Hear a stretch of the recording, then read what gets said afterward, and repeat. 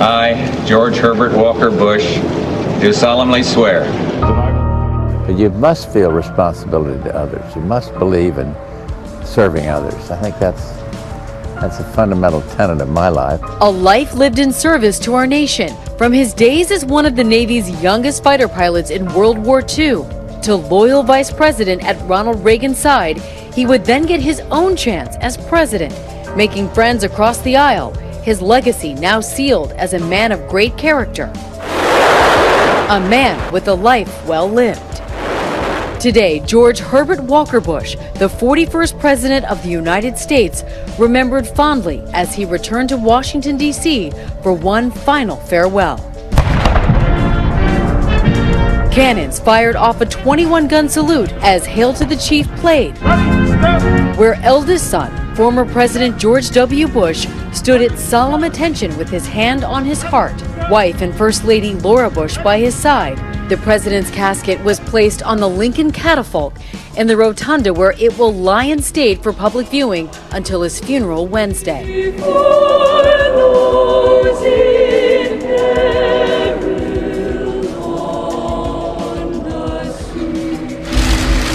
President Trump and First Lady Melania Trump stopping by this evening to pay their respects. President Bush, America's longest living president, was flown from Houston to D.C. on Air Force One via Special Air Mission 41. His trusty service dog, Sully, followed him along his journey, waiting for the president on the tarmac. After lying by his side at a funeral home in Houston, every living president is expected to attend the funeral, among them President Clinton, who forged an unlikely close bond with his predecessor, one that included fishing trips and philanthropy.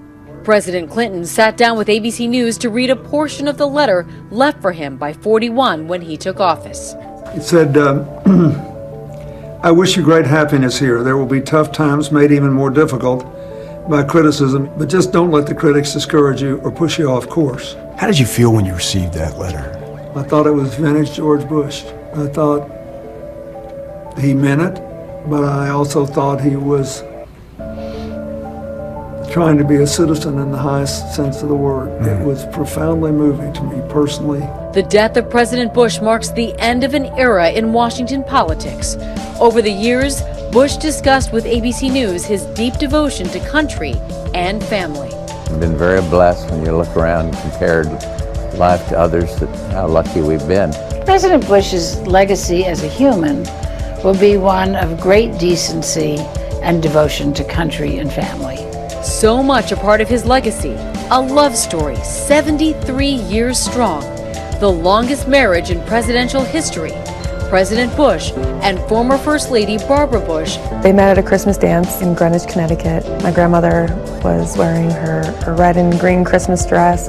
I said, who is this good-looking girl, a beautiful girl over there? And the rest is history. Barbara Bush set eyes on 17-year-old George Bush and never looked back. Is he still the handsomest man you've ever seen? My eyesight's getting bad. Golly. Would you describe Barbara Bush for me? Careful. Inside or out? Any way you want. Inside. A kind and strong and a loving person whose priorities are family, her garden, her faith. I like the picture. Would you describe George Bush for us? Well, I'd like to say ditto.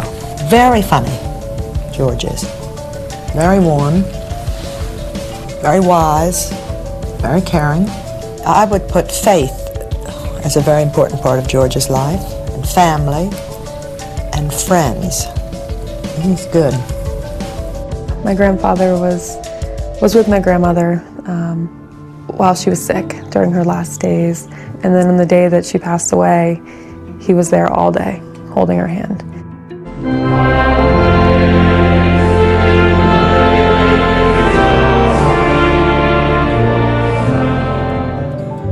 At her funeral in April, President Bush was next to her casket greeting mourners who would come to pay their respects. It absolutely amazed me There he sat for hours, shaking hands, because he knew that they wanted to see him. So it was one last act of duty. After my grandmother passed, my grandfather was back in the hospital the day after. There is breaking news that former President George H.W. Bush has now been hospitalized with an infection that has spread to his blood. I just remember talking with my mom and my family members and just saying, we just need to get him to Maine, because that's really where his heart is. And that is where he went, to his beloved home in Kennebunkport, Maine. I just feel totally relaxed here in Maine, by the coast. He spent his last summer there, surrounded by family, in October attending the wedding of his granddaughter, Barbara Bush. Family means everything to me.